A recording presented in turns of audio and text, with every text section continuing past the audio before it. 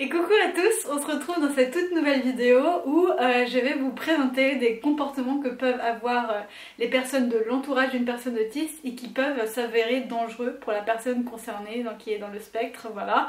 Je pense que c'est une vidéo qui est assez importante à faire parce que, bon, déjà de manière générale, je trouve qu'on est assez peu informé sur les solutions pour les personnes autistes et notamment pour leur entourage. Je trouve qu'aujourd'hui c'est assez difficile de savoir vraiment, d'avoir une to-do list de qu'est-ce que je fais si mon enfant est autiste, qu'est-ce que je fais si ma soeur ou mon conjoint ou ceci est autiste, et on est obligé un peu de se rabattre sur les youtubeurs. En tout cas moi c'est ce que j'ai fait, c'est-à-dire que quand j'ai appris que j'étais potentiellement dans le spectre, j'ai regardé des vidéos de youtubeurs et voilà, et c'est comme ça que j'ai potentiellement trouvé des solutions et des réponses à mes problématiques. Donc voilà, aujourd'hui je voudrais retourner un peu cette faveur en faisant moi-même des vidéos et notamment en faisant des vidéos qui expliquent quels sont les comportements à avoir quand on a une personne autiste autour de soi. Et je pense que voilà, ça peut être aussi une vidéo cool pour toi si tu es une personne autiste, tout simplement parce que ça te permettra peut-être de mieux communiquer tes besoins aux personnes autour de toi, de réaliser ce qui est normal et pas normal venant de ton entourage. Voilà, parce que c'est parfois pas très facile à identifier. Au passage, est-ce que vous trouvez pas que ce Pokémon est trop chou, hein? C'est celui de mon copain, hein, c'est pas du tout, je veux pas m'approprier un truc qui ne m'appartient pas. Mais qu'est-ce qu'il est mignon, je me suis dit qu'il serait trop cool dans la vidéo, donc voilà, je l'ai rajouté, j'espère qu'il vous plaît. J'espère qu'il sera de bonne compagnie pour ce petit voyage qui vous attend dans la vidéo, voilà. Et puis, je propose qu'on s'y mette les amis, et j'ai fait un petit podcast qui sera associé à cette vidéo si tu veux le recevoir, c'est tout nouveau, c'est gratuit comme d'habitude. En ce moment j'aime bien mettre des petits podcasts en plus de mes vidéos pour compléter ma pensée, pour aller un petit peu plus loin, pour créer un lien un peu plus intime avec vous aussi. Premier lien dans la description, pardon, vous allez recevoir un podcast où je vous explique en fait pas à pas comment expliquer l'autisme à votre entourage si c'est quelque chose que vous avez du mal à faire, si les gens ont du mal à vous comprendre, s'ils passent leur temps à vous dire oui mais du coup si toi t'es autiste alors tout le monde est autiste, si c'est ce genre de commentaires que vous recevez souvent, ou même vous avez juste envie de partager votre différence aux autres, vous savez pas trop avec quel mot le faire, première description, je vous en parle pendant 30 minutes, voilà. Ça m'a vraiment passionnée de vous enregistrer ce podcast, donc allez jeter une oreille si ça vous intéresse. Et sur ce, on va passer au début de la vidéo. Alors le premier comportement dangereux pour les personnes autistes que peuvent avoir les gens de l'entourage, alors que ce soit des gens eux-mêmes neurodivergents ou des gens totalement dans la norme, ça peut être extrêmement dangereux en fait de perdre patience. Voilà. Il faut savoir que quand on est neurotypique, on a des standards en fait qui sont complètement différents de ceux des personnes autistes, et que alors voilà, tous les autistes sont différents. Il y a certains autistes qui ont besoin, qui requièrent beaucoup plus de patience que les autres, et je parle notamment des autistes qui ont des besoins de soutien élevés. Et encore une fois, quand on est neurotypique et qu'on ne connaît pas bien l'autisme, on a du mal à réaliser que l'autisme c'est extrêmement large, et que encore une fois il y a des autistes qui ont besoin d'énormément de patience alors que d'autres arrivent plus à se débrouiller seuls et à se faire comprendre par les gens de la norme. Voilà, ceci dit, peu importe où on est dans le spectre, généralement on a besoin, par rapport à certaines situations, on a besoin que les autres soient patients et tolérants envers nous. Dans des zones en fait qui ne sont même pas des problématiques pour les personnes neurotypiques, voilà. Donc si vous commencez à perdre patience, que vous êtes dans l'entourage et que vous perdez patience parce que la personne elle s'attarde trop sur un détail, ou parce que la personne elle a du mal à effectuer une action et notamment quelque chose de social, la personne en fait va se sentir, elle va se sentir déjà pas validée, elle va se sentir jugée, et elle va se sentir obligée de changer sa nature même en fait, et de se dire ok, moi comme je suis actuellement, ça va pas, c'est un problème en fait. Tout simplement parce que quand vous perdez patience, vous devenez agressif ou agressive, et forcément l'agressivité elle est ressentie fois 1000 par les personnes autistes, voilà. Donc si vous commencez à dire oh dépêche-toi un peu, oh franchement t'exagères, ou vraiment voilà, perdre patience à vous dire là c'est bon je peux plus quoi, la personne autiste peut vraiment le prendre en plein fouet, et d'une manière que vous n'imaginez même pas, parce que vous êtes tellement dans vos standards à vous que parfois on réalise même pas à quel point ça peut blesser une personne qui vit des difficultés au quotidien, voilà. Donc vraiment l'idée, alors c'est pas non plus de rien faire ou de rien dire, ou voilà, ou de toujours prendre sur soi ou ce genre de choses, mais c'est vraiment de parler sur un ton calme, d'y aller patiemment, etc. Et si on se rend compte que la personne a vraiment des vraies difficultés, de lui proposer des solutions, d'aller voir s'il n'y a pas moyen d'avoir de l'aide, s'il n'y a pas moyen de s'informer pour des accompagnants ou ce genre de choses, si c'est vraiment des cas qui sont assez poussés au niveau des difficultés, difficultés, mais perdre patience c'est dangereux, voilà, notamment quand vous devenez agressif ou agressive. Voilà. Encore une fois, si vous êtes une personne de l'entourage d'une personne autiste et qu'il y a des difficultés qui sont assez prononcées, sachez que si vous le vivez mal, si c'est difficile pour vous, si parfois vous avez perdu patience, si à un moment vous vous êtes retrouvé à gueuler parce que vous en pouviez plus du comportement de la personne que vous aviez avec vous, sachez que voilà, il n'y a pas non plus à vous juger et que vous avez juste des émotions humaines. Au bout d'un moment, on est tous humains, on n'est pas tous parfaits, voilà. Bien sûr, il y a des fois on va totalement péter un câble alors que c'est pas justifié.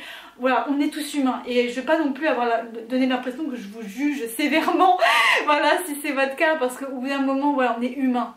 Mais on a beau être humain, il faut aussi voilà, qu'on s'informe, qu'on tente au mieux de s'améliorer à ce niveau-là et surtout qu'on apprenne à accompagner les personnes qui sont en difficulté, parce que si c'est difficile à supporter pour vous, imaginez comment ça l'est pour elle en fait, pour cette personne je veux dire. Voilà, imaginez à quel point ça a été difficile pour la personne qui vit elle-même le problème. Ensuite, deuxième comportement qui peut être dangereux, c'est de comparer son fonctionnement propre, donc son fonctionnement de neurotypique, au fonctionnement des autistes. Par définition, les autistes ont un cerveau qui fonctionne différemment en fait que les personnes dans la norme, et forcément si vous comparez vos comportements, vos façons de faire, votre façon de voir le monde à celle des personnes autistes, bah forcément ça va pas mal. En fait, ce serait comme comparer un chien à un chat, alors qu'en fait c'est juste deux animaux différents. Voilà, au bout d'un moment, un autiste est un autiste et un neurotypique est un neurotypique. Et j'irais même plus loin, comparer les autistes entre eux. Voilà. Faut savoir que l'autisme, c'est deux piliers principaux, c'est les intérêts spécifiques et le besoin de routine et les besoins de répétition, et deuxièmement les difficultés au niveau du social. Ça c'est les deux grands piliers de l'autisme. Mais en dehors de ces deux piliers, les traits autistiques changent complètement d'une personne à l'autre. Voilà, évidemment il y a des traits autistiques qui sont plus fréquents que d'autres, par exemple la sensibilité au bruit, ou par exemple la difficulté à transitionner d'une activité à une autre, ou la difficulté à coordonner c'est faire plusieurs choses en même temps, ou j'en sais rien. Ça c'est des traits qui sont très fréquents, mais il y a aussi des traits qui sont uniquement présents chez certains autistes, comme par exemple, je sais pas, le mutisme sélectif, comme par exemple le fait d'avoir peu d'expression sur son visage. Mais il faut savoir que, encore une fois, après tous les autres traits autistiques en dehors des deux piliers desquels j'ai parlé précédemment peuvent drastiquement varier d'une personne à l'autre, et notamment voilà, si la personne a des comorbidités. Il y a des personnes qui sont aussi TDAH, il y a des personnes qui sont aussi HPI, et du coup elles vont avoir des traits en plus en fait qui vont faire que bah voilà, chaque individu va être radicalement différent. Voilà, donc comparer les autistes entre eux et dire oui mais moi j'ai un petit neveu qui est autiste mais il est pas du tout comme toi, lui il est vraiment autiste très fort, très sévère, alors que toi franchement t'as quasiment rien, ou...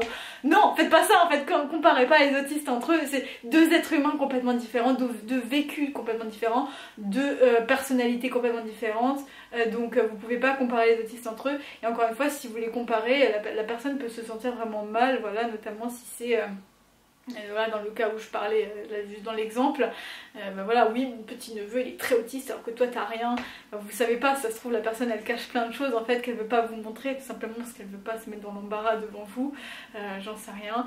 Voilà, donc juste se comparer son propre comportement aux autistes, ou comparer les autistes entre eux, faire la comparaison entre les êtres humains, tout ça, ça peut vraiment mettre à mal la confiance en soi des autistes et leur développement. Voilà. On va passer au trait suivant, enfin au point suivant, pas au trait suivant, pardon, voilà. Oui, et le point suivant, il est assez important, et il y a peu de personnes autistes qui vont vous en parler, voilà, notamment des gens comme moi qui en parlent sur YouTube, tout simplement parce que c'est un truc qu'on n'aime pas forcément entendre, nous en tant que personnes autistes, mais pourtant il faut qu'on en parle. Mais voilà, si vous avez une personne autiste dans votre entourage, pardon, qui a un comportement vraiment inapproprié, qui devient impoli, qui parle de façon très directe et vexante, vous devez pas faire comme si de rien n'était sous prétexte qu'elle est autiste et du coup bah, ça excuse ce qu'elle fait. Voilà. Moi quand j'étais ado, j'avais développé une amitié assez forte avec une personne de mon entourage, et en fait cette personne était très au courant de mon autisme, etc. Elle a même joué un rôle assez important dans mon diagnostic, etc. etc. Et en fait cette personne là, j'étais extrêmement cash avec elle, je lui disais toujours les trucs bam droit dans la figure, et parfois même je devenais carrément agressive, enfin j'avais un comportement qui vraiment était problématique en fait. Et cette personne se disait bah oui elle est autiste donc je dois l'accepter comme elle est, donc voilà, elle fait pas exprès, etc. etc. etc. Sauf qu'en fait au bout d'un moment je m'autorisais tout, voilà. Et aujourd'hui, maintenant que je suis devenue adulte et que je me rends compte à quel point mon comportement n'était pas approprié, bah j'ai honte de fou. Je me dis mais waouh, mais j'ai fait tout ça et la personne elle a rien dit sous prétexte que je suis une personne handicapée, donc voilà, il faut pas juger les handicapés, nanani nanana. Alors attention, je veux vraiment qu'on fasse une nuance très claire. Restez bienveillant, ne devenez jamais agressif. Si vous devenez agressif envers la personne autiste, vous allez probablement créer l'inverse chez la personne en face, parce que si vous lui criez dessus, si vous êtes agressif, si vous avez l'air malveillant ou malveillante, la personne autiste va se braquer contre vous et ça peut créer en fait littéralement l'effet inverse. Donc le but c'est de rester bienveillant, de savoir communiquer, d'être calme, d'être patient. Mais n'acceptez pas sous prétexte que la personne est autiste de vous faire insulter. Parfois, voilà, j'ai une personne autiste dans mon entourage plus lointain qui frappe des personnes de sa famille. Voilà, c'est pas parce qu'elle est autiste qu'elle a le droit de vous frapper, qu'elle a le droit de heurter vos sentiments, qu'elle a le droit de vous faire du mal, etc. Elle n'en a pas le droit. Au bout d'un moment, c'est voilà. Et bien sûr que pour elle, ça va être plus difficile à comprendre qu'il faut pas frapper d'autres êtres humains, etc. Et qu'il faut pas parler trop directement. Bien sûr, ça va être un travail pour la personne, ça va devenir un effort. Mais cet effort, voilà, au bout d'un moment, on a tous droit au respect, on a tous droit de se sentir bien dans cette société, et les autistes n'échappent pas à cette règle, voilà, d'être poli, etc. Et moi, dernièrement, j'ai été dans le métro, voilà, j'étais dans le métro et il y avait une personne autiste qui était dans le métro aussi avec moi, et c'était une personne autiste avec aussi une déficience intellectuelle, voilà. Et la personne se collait aux autres passagers, les regardait comme ça, collait son visage au visage des autres passagers, il disait bonjour, je m'appelle, on va l'appeler Pierre. Bonjour, je m'appelle Pierre, vous appelez comment? Voilà, et les gens se sentaient attaqués, ils savaient pas que c'était une personne, ils se disaient c'est peut-être un fou qui veut m'attaquer ou quoi. Et voilà, et non, ça ne se fait pas, on ne parle pas comme ça aux gens dans le métro, surtout des gens qu'on connaît pas, voilà, on ne fait pas ça. Et les parents ne réagissaient pas, moi je voyais les parents, ils étaient à côté, ils ne réagissaient pas, ils l'empêchaient pas de faire ce qu'il était en train de faire, et ça c'est pas possible. Il faut que les personnes autistes apprennent à vivre en société, à un minimum, voilà, de cohabiter dans le respect des limites des autres, etc. Donc voilà, encore une fois, on voit ça beaucoup, notamment chez les autistes, chez qui c'est moins, voilà, c'est moins visible, le handicap est peut-être moins visible, on va beaucoup plus excuser les maladresses, etc. Vous devez être bienveillant, oui, mais vous devez quand même réagir et dire stop quand c'est pas... quand le comportement n'est pas approprié tout simplement. Et encore une fois, moi je vous le dis, j'ai grandi et j'ai fini par me rendre compte que mon comportement était approprié à certains moments de mon adolescence, et aujourd'hui j'ai honte, quoi. Je me sens vraiment pas... Parce que moi j'ai juste pas envie d'être quelqu'un de mauvais, j'ai pas envie d'être quelqu'un de mauvais, et quand je me rends compte que à certains moments j'ai fait de la merde, bah j'ai honte, voilà, je suis pas à l'aise, donc même nous on n'a pas envie de faire de la merde, donc si on fait de la merde, sentez-vous libre de nous le dire dans la bienveillance, dans le respect, dans la douceur, s'il vous plaît, bien sûr, sous peine évidemment de créer un braquage. Voilà pour ce point qui je trouvais assez important. Voilà, parce qu'encore une fois, voilà, si vous laissez trop de liberté à une personne autiste qui fait vraiment des choses qui peuvent être très difficiles socialement, voilà, ça peut devenir de pire en pire si on ne réagit pas, quoi. Donc voilà. Ensuite, quatrième comportement qui peut être dangereux, c'est de faire culpabiliser la personne. Voilà. Moi j'ai vu récemment sur les réseaux une maman qui partageait son témoignage de sa fille autiste, et en fait sa fille a 18 ans et pour Noël elle reçoit encore des cadeaux de type voilà, des jouets, des Barbie, des poupées, etc. parce qu'elle a un intérêt spécifique sur les poupées et les jouets pour enfants, voilà. Et il y a des personnes de la famille, en fait, des oncles, des tantes, etc. qui sont venus voir cette maman et qui lui ont dit franchement il faut que tu arrêtes de lui offrir des jouets pour enfants, elle a 18 ans maintenant, tu te rends pas compte de ce que tu fais, tu l'infantilises, blablabla, nanana, alors que les jouets pour enfants ne font aucun mal à personne, voilà. Et en fait c'est vraiment ce truc de faire culpabiliser la personne, alors que ce soit le parent, hein, que ce soit le parent lui-même ou l'enfant concerné. Bon là pour le coup c'est pas un enfant, 18 ans c'est plus un enfant, mais voilà, pour la personne concernée. De manière générale, si vous faites culpabiliser les parents, si vous faites culpabiliser l'enfant ou l'ado ou l'adulte autiste, vous créez c'est un énorme risque de braquer complètement la personne, de terrifier la personne et tout simplement de créer des troubles anxieux en fait chez la personne concernée. Voilà, tout simplement parce que la personne va se dire oh là là, ce que je fais c'est absolument, c'est pas possible en fait. C'est vraiment, en fait, ma façon d'être n'est pas ok en fait. J'ai pas le droit d'être qui je suis, j'ai pas le droit de sortir de la norme, j'ai pas le droit de voilà, d'avoir mon caractère. Et encore une fois, je parle des comportements qui ne font mal à personne. Voilà. Évidemment, si la personne autiste vous frappe ou vous insulte, vous n'avez pas le droit de l'accepter. Alors là, je donne un peu l'impression que les autistes ne font que frapper et insulter les autres individus. Voilà, j'espère que, bon, encore une fois, je sais que sur YouTube, voilà, c'est délicat, ce genre de sujet, c'est délicat. Il y a des gens qui prennent tout à hyper premier degré, qui vont généraliser ou ce genre de choses. Et j'avoue, des fois, je suis pas à l'aise et je suis au montage et je monte ma propre vidéo. Des fois, je coupe carrément des passages parce que je me dis, il y a forcément des gens qui vont comprendre ça de travers et qui vont, voilà, penser que je crée des clichés sur l'autisme alors que, en fait, c'était pas mon intention. Donc voilà, j'espère que vous comprenez ma détresse, les amis. Je vous jure, des fois, je coupe des pans entiers de vidéos parce que j'ai trop peur que ce soit mal interprété. C'est vraiment difficile, voilà, de poster des vidéos sur YouTube et d'avoir tous ces... Même si j'ai pas les commentaires activés, mais enfin voilà, il y a quand même des gens, voilà, qui peuvent interagir sur moi sur Facebook et tout, et voilà. Mais bon, d'ailleurs, groupe Facebook, un deuxième lien dans la description si ça t'intéresse, voilà. C'est toujours possible d'y accéder. Mais voilà, faire culpabiliser les gens pour des choses qui font de mal à personne, en fait, ça pour le coup, c'est vraiment, bah c'est pas ouf quoi, faut pas faire ça. Voilà, si par exemple la personne a des comportements un peu enfantins, elle fait des stimes, elle a des comportements stéréotypés, ou voilà, elle a une façon un peu étrange de parler, ou ce genre de choses, voilà, c'est juste une différence, mais c'est pas du tout quelque chose de dangereux ou même de chiant quoi.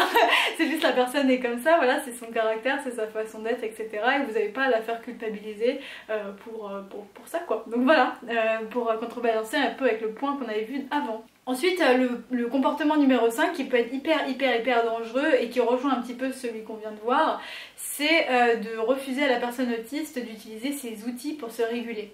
Et ces outils pour se réguler, c'est déjà dans un premier temps l'estime, donc le fait de se balancer, d'agiter ses mains, de chantonner quand elle se sent stressée, d'utiliser peut-être des steam toys, d'avoir des peluches avec elle, j'en sais rien, tout ce qu'il y a comme... voilà, les steams c'est infini, hein, tout peut être un steam, à dessiner ça peut être un steam, je sais pas, marcher ça peut être un steam, enfin, voilà. Le steam c'est tout simplement quelque chose qu'on va faire pour réguler nos émotions et notre anxiété. Alors ça peut être aussi, voilà, on peut aussi steamer de joie, hein, voilà, toutes les émotions sont concernées tout simplement. Le steam pour une personne autiste c'est extrêmement important, et le pire c'est que voilà, les personnes qui encore une fois sont très fortes pour masquer leur autisme vont aller parfois à l'âge adulte jusqu'à oublier en fait de stimer parce que elles se sont tellement retenues du fait qu'on les juge pour ça qu'au final elles se retrouvent à plus du tout stimer et à prendre leur anxiété en pleine figure et leurs émotions en pleine figure. Donc voilà, ne jugez jamais une personne autiste quand elle stime en disant ah tu te balances, arrête de te balancer, arrête d'agiter les mains, etc. Et à un moment j'ai vu une vidéo sur YouTube que je trouvais hyper choquante, voilà, ça peut paraître rien du tout, mais moi ça m'a vraiment choquée. C'était une cinquantenaire non autiste en fait qui visiblement travaillait avec des personnes autistes, hein, ça avait l'air d'être une aide-soignante ou ce genre de choses, et à un moment elle disait dans sa vidéo oui, parfois les autistes ils agitent leurs mains alors qu'ils devraient pas le faire. Comment ça ils devraient pas le faire? Genre ça fait du mal à qui qu'ils agitent leurs mains? Genre d'où tu sors ça en fait? Et j'ai trouvé ça choquant venant d'une personne qui est censée travailler avec des autistes et les accompagner. Ils agitent leurs mains alors qu'ils ne devraient pas le faire. Vous avez bien entendu les amis.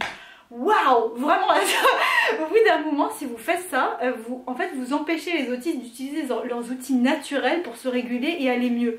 Et forcément que c'est dangereux si vous leur interdisez. Donc, au bout d'un moment, encore une fois, ça revient à ce point de ne pas comparer son fonctionnement au leur. Évidemment que vous, en tant que neurotypique, vous n'avez pas ce besoin de stimer. Donc forcément, si vous ne stimez pas, ça ne va pas avoir de conséquences vraiment dans votre vie. Mais pour un autiste, ça peut littéralement pousser à des crises d'angoisse, à de l'épuisement, à du burn-out. Voilà, pour aller dans les cas les plus extrêmes, donc arrêtez. Voilà. Et c'est pareil, tout ce qui est les protections du type casque anti-bruit, etc. Moi à un moment j'avais expliqué à une personne de mon entourage que j'avais besoin de casque anti-bruit pour voilà, pour m'éviter la surcharge et la fatigue, et à un moment voilà, il y avait eu un discours d'une personne et elle avait parlé dans un micro et puis c'était trop fort pour moi, donc du coup forcément j'ai mis mon casque anti-bruit, ce qui me permettait encore d'entendre le discours de la personne mais sans que ça me prenne en plein la figure. Et la personne avec qui j'avais discuté plus tôt, elle m'a dit ah non, mets pas ton casque maintenant, tu le mettras après, c'est impoli pour la personne qui parle au micro de voir que quelqu'un a un casque anti-bruit, etc. Et j'étais en mode, mais frère, moi je suis pas que handicapée quand ça t'arrange, je suis handicapée tout le temps. Je suis pas que handicapée que quand voilà, je suis toute seule et cachée et que personne me voit. Au bout d'un moment, faut arrêter, laisse-moi porter mon casque anti-bruit. Au bout d'un moment, ça gêne personne. La personne, elle sait, voilà, elle sait que je l'entends puisque je la regarde, je la prends en considération. Faut arrêter quoi. Donc voilà, ne retenez pas à une personne de mettre son casque anti-bruit, ne retenez pas à une personne de stimer, c'est dangereux. Voilà, c'est tout simplement dangereux, donc faut pas le faire. Ensuite, un dernier point qui me touche beaucoup pour le coup, qui m'a beaucoup touchée par le passé, c'est le fait d'ignorer les signaux d'alerte d'une crise. Voilà. Moi, quand je partais en stage de chant avec des amis à moi, il y avait beaucoup de signes qui alertaient que j'allais faire une crise et les gens qui étaient avec moi avaient cette fâcheuse manie de faire comme s'il n'y avait rien. Voilà. Je me souviens, on faisait des masterclass à l'époque, donc en fait, le principe c'est simple, hein, tous les élèves se mettent voilà, sur des chaises et regardent en tant que spectateur une personne qui prend un cours devant elle. Voilà. Donc je prends mon cours de chant et à un certain moment, ça se sentait que j'allais faire une crise, je devenais un peu rouge, j'avais les yeux qui commençaient à papillonner, voilà, je commençais à stimer un peu bizarrement, etc. Et tout le monde le voyait, tout le monde sentait que j'étais pas bien, que ça allait potentiellement claquer et tout. Et tout le monde faisait comme si de rien n'était et je finissais par criser en fait, je finissais par faire des grosses crises. Ne faites pas ça, n'ignorez pas les signes. Si vous sentez que la personne ne se sent pas bien, qu'elle commence à voilà, éventuellement trembler un peu d'une partie du corps ou qu'elle commence à avoir, on dirait qu'elle va commencer à pleurer ou ce genre de choses, allez l'emmener au calme, allez lui demander si ça va, essayez de lui porter votre soutien, etc. Mais ne faites pas comme si de rien n'était, jusqu'à ce que ça pète, quoi, sous prétexte que bah, c'est bon, elle est censée se débrouiller, etc. Au bout d'un moment, c'est bon, c'est pas si bruyant que ça dans la salle, voilà. Mais oh mon dieu, le nombre de crises que j'aurais évité si les gens n'avaient juste cessé d'ignorer en fait essayer d'ouvrir les yeux un peu sur la situation, ça aurait changé tellement de choses, voilà. Et je pense qu'on va terminer la vidéo là-dessus parce que pour le coup, voilà, ça c'était vraiment le truc sur lequel je voulais mettre de l'emphase, les amis. Si vous sentez qu'une personne se sent pas bien, ne faites pas comme si de rien n'était, ne tournez pas les yeux en fait, allez aider la personne et lui porter du soutien, ne serait-ce que juste avec des mots simples et dire oui, je vois que t'as pas l'air d'aller bien, est-ce que ça va, etc. Et de lui proposer éventuellement d'aller au calme ou de se mettre un peu à l'écart ou je n'en sais rien. Oh, c'est tellement, les gens qui voilà, moi j'ai de plus en plus de gens dans mon entourage qui font cet effort de vraiment m'aider en fait. Et qu'est-ce que ça fait chaud au cœur en fait, les gens qui aident. Donc voilà, donc si ça peut vous donner un petit tips en tant que personne de l'entourage, bon bah voilà, c'est gratuit, prenez-le, voilà, je vous le jure, ça change la vie. Et puis sur ce, bah voilà. Sur ce, c'est la fin de la vidéo, on se retrouve très vite pour un nouveau contenu. Et si tu veux retrouver la partie 2 de cette vidéo, bah c'est le premier en description où je t'explique vraiment voilà comment je fais pour expliquer ma différence aux autres pour que la communication soit plus fluide. Et puis si tu veux découvrir mon e-book où je donne plein de conseils pratiques pour votre vie sociale, pour votre anxiété quand vous êtes neurodivergent, allez voir, il y a aussi un lien dans la description pour accéder gratuitement à mon e-book, encore une fois, voilà. Et sur ce, on se retrouve très vite pour une nouvelle vidéo, un nouveau contenu. Salut, salut! Our hearts beat to the city streets. We began to feel the fire. We rise like tall buildings as the chemicals they take us higher.